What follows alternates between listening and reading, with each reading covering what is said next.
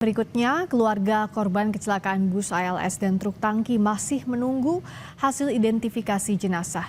Dari 16 jenazah dalam peristiwa tersebut, sudah 10 teridentifikasi. Keluarga korban kecelakaan bus ALS dan truk tangki terus berdatangan ke posko Laka Lantas di Rumah Sakit Bayangkara, Polda Sumatera Selatan. Sebagian dari mereka bahkan menginap di barak yang disediakan polisi. Mereka belum diperbolehkan melihat jenazah korban karena masih dalam proses identifikasi. Polisi meminta keluarga membawa bukti-bukti untuk memudahkan proses identifikasi, juga menambah jumlah dokter untuk membantu proses identifikasi. Terdapat 16 kantong jenazah sudah sampai di Rumah Sakit Bayangkara dan kita masukkan dalam ruang freezer. Sementara itu dulu. Tindakannya nanti seperti apa? Tindakan direncana kita sudah terbentuk tim DPI, kita akan mulai pagi ini juga.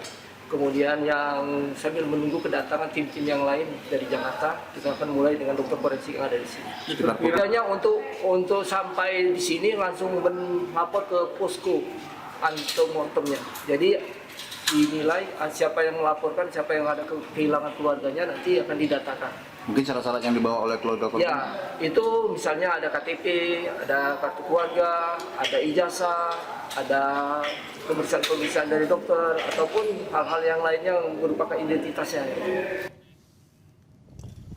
Kernet bus ALS yang selamat dari peristiwa kecelakaan maut di Jalan Lintas Sumatera menceritakan detik-detik sesaat sebelum terjadinya kecelakaan. Kernet bilang kecelakaan bermula saat sopir bus berusaha menghindari jalan berlubang. Menurut Fadli, dirinya bertugas di samping sopir dekat pintu keluar saat terjadinya kecelakaan. Fadil bilang ketika itu sopir berusaha menghindari jalan berlubang dengan mengarahkan bus ke kanan yang melewati marka jalan. Di saat bersamaan, truk pengangkut BBM tiba-tiba berada di depan dan menghantam bus.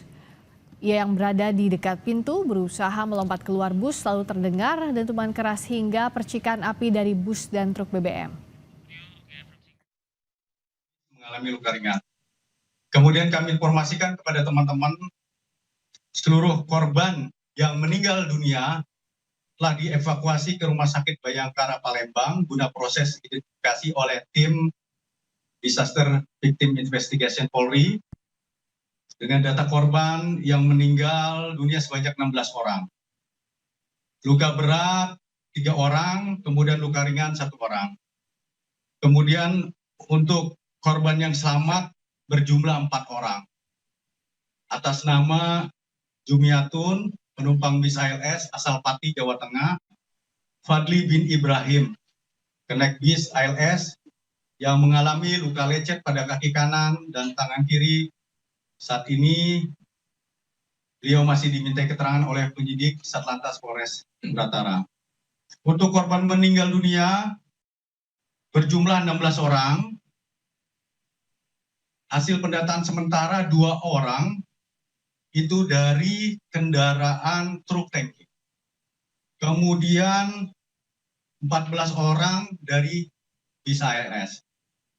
Kemudian rekan-rekan sekalian, berkaitan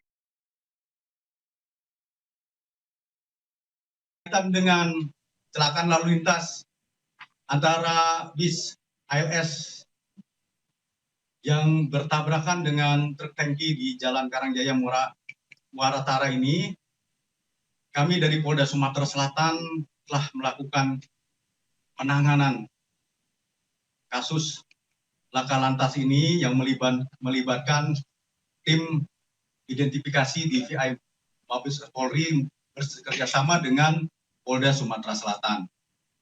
Juga tim dari Accident Analyst Polda Sumatera Selatan atau tim laboratorium forensik berserta dengan Ditlantas Polda Sumatera Selatan.